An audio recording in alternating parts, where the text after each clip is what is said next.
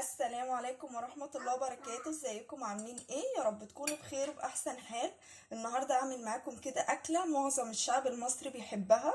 مفيش حد بيحبها، كلنا بنحبها. هي ايه طريقة عمل المكرونة البشاميل؟ يلا بينا نبدأ على طول عشان ما اطولش عليكم. انا معايا هنا مكرونة اقلام. معروفة المكرونة البشاميل بتتعمل بمكرونة اقلام. يلا بينا عشان نسلقها. انا هنا بقى معايا ميه سخنه بتغلي زي ما انتم شايفين. حطيت فيها شويه من الملح وهبدا بقى ان انا انزل كده المكرونه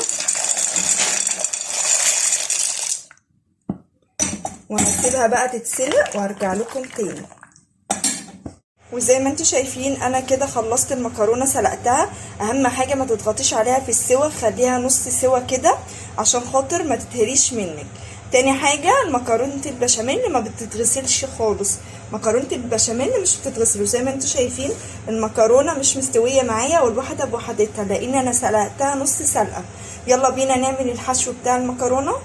حشو المكرونه بقى، مكرونه البشاميل اللي معايا هنا بصله كبيره زي ما انتم شايفين ومعايا لحمه مفرومه.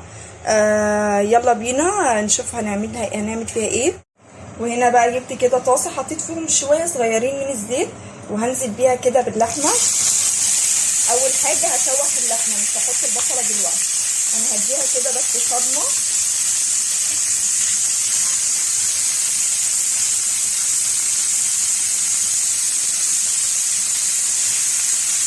انا بس تاخد صدمه معايا، اديها لون بس عشان خاطر مش عايزاها تنزل ميه، وبعد كده انزل بالبصل.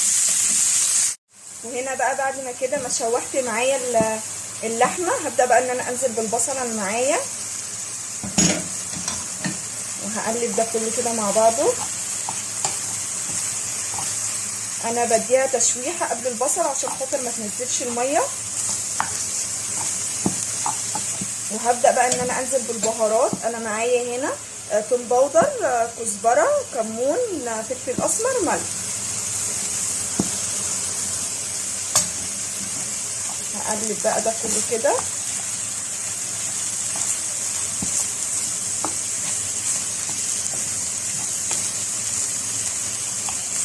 هسيبها بقى كده تكمل تسويه مع بعضيها. اسيب بقى اللحمه تكمل تسويه وارجع لكم تاني. شايفين بقى لما بتشوحوا الاول اللحمه المفرومه ما بتنزلش ميه ازاي؟ دي اهم خطوه ودي حلوه قوي على فكره. دايما شوحي اللحمه قبل البصله عشان خاطر ما تنزلش ميه، وفي نفس الوقت تفضل معاكي زي ما هي اهو، تبقى جميله. انا كده خلاص هطفي عليها لانها استوت. وهنا بقى بعد ما خلصت كده المكرونه، دي المكرونه اللي احنا سلقناها، ودي اللحمه المفرومه الحشو اللي احنا هنحشي بيه المكرونه. هنبدا بقى نعمل ايه البشاميل اللي معايا هنا معلقه كبيره من السمنه، ومعايا هنا دقيق، ومعايا لبن، معايا هنا لبن، ومعايا كده كوبايه ونص او كوبايتين من الشوربه دي كانت بتاعت فراخ بلدي. وصراحه كنت حاطاها في الفريزر عشان خاطر ان انا ايه اعملها في البشاميل اللي بتبقى ايه جميله جدا وفيها نسبه من السمنيه بتخلي البشاميل جميل. يلا بينا نعمل البشاميل. هنبدا بقى نعمل البشاميل. هنعمل ايه؟ حطيت المعلقه السمنه اللي كانت معايا، واحط بردك شويه من الزيت، هسيب بس ايه السمنه تسيح بس كده معايا شويه.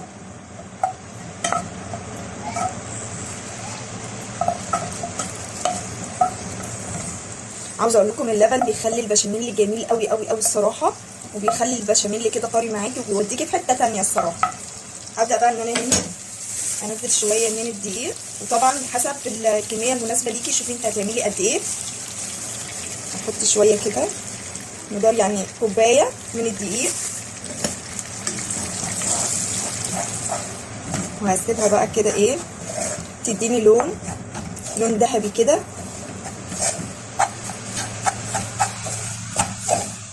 هي السمنه على فكره لسه مش فكت معايا برضك.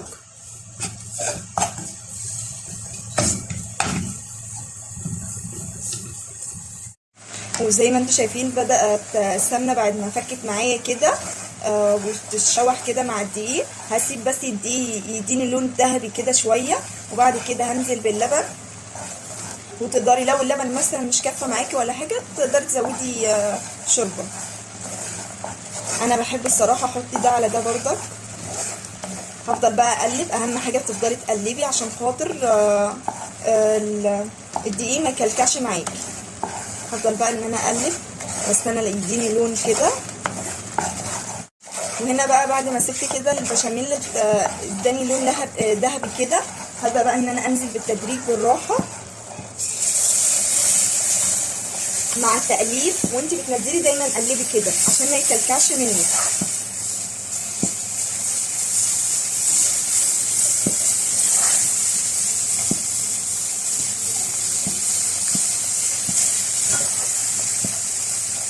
هفضل بقى ان انا اقلب وازود اقلب وازود.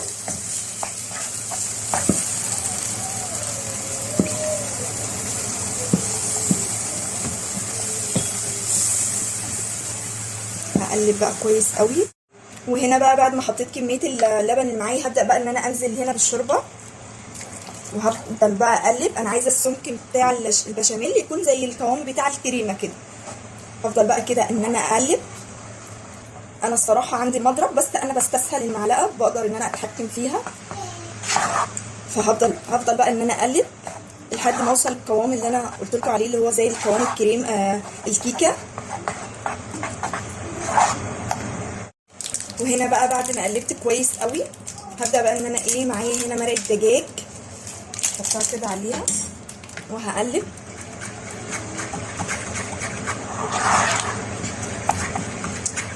شايفين عامله ازاي؟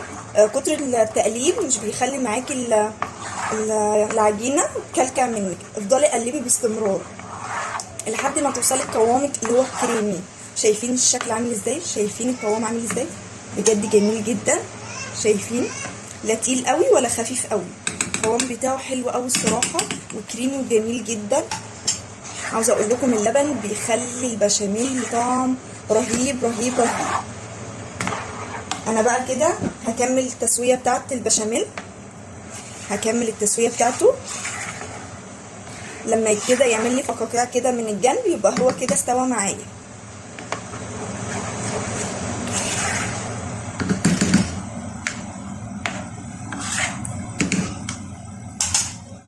وزي ما انتم شايفين البشاميل اللي بدأ يعمل فقاقيع كده من الجنب يبقى كده استوى معايا. هبدأ بقى ان انا اطفي عليه. شفت القوام بتاعه عامل ازاي؟ والله العظيم جميل جدا. يبقى كده هو كده استوى معايا وهطفى بقى عليه.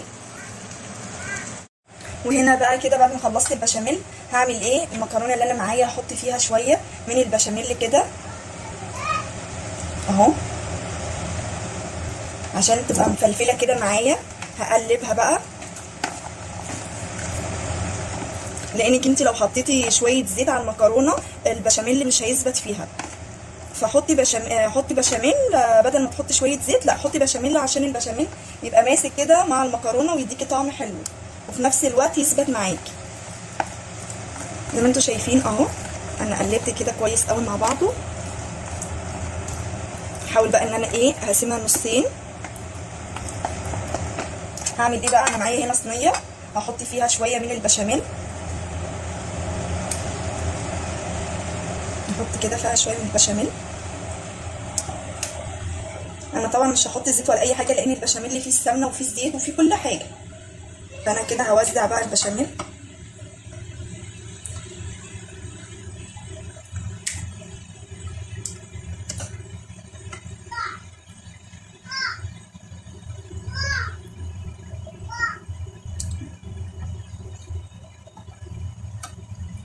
كده بعد ما وزعت البشاميل في قلب الصينيه من تحت هبدا بقى ان انا اجيب نص المكرونه اللي معايا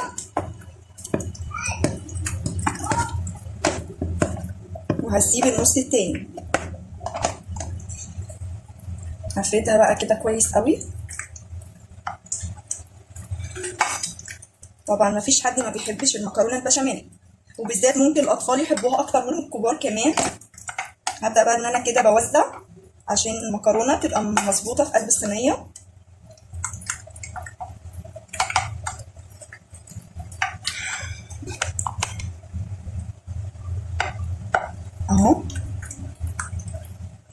هبدا بقى ان انا ايه اجيب اللحمه المفرومه اللي معايا،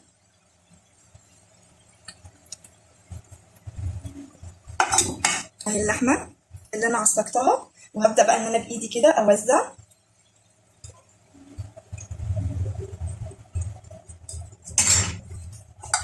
بقى كده اللحمه عليها. وهنا بقى بعد ما حطيت كده اللحمه المفرومه، انا معايا هنا جبنه رومي، انا الصراحه انا بحبها جدا يعني، فاحط كده بردك في قلبها كده جبنه رومي.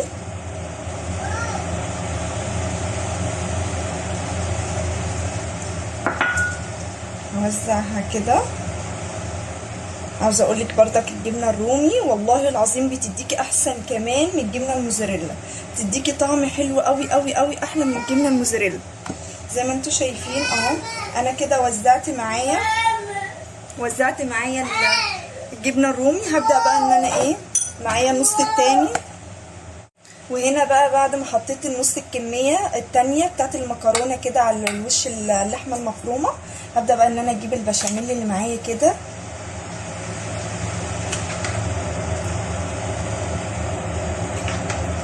واحط كده على المكرونه. كتري بقى بشاميل، خلي ايه تحس بطعم كده المكرونه، ويديكي طعم حلو قوي. هوزعها بقى كده. وهنا بقى بعد ما حطيت كده البشاميل على وش المكرونه، انا جبت معايا بيضه وحطيت فيها شويه من الملح وشويه من الكمون وشويه من الفلفل الاسمر، عشان خاطر تضيع لي ريحه البشاميل، ريحه زفاره البيض. هبدا بقى كده ان انا اوزعها على قلب كده البشاميل. وطبعا انا دلوقتي قبل ما اعمل ولعت الفرن،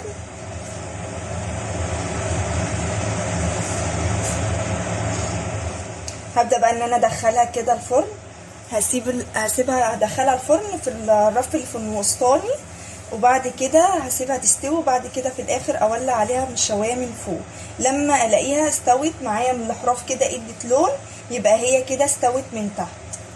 هدخلها بقى الفرن واوريكم شكلها النهائي عامل ازاي.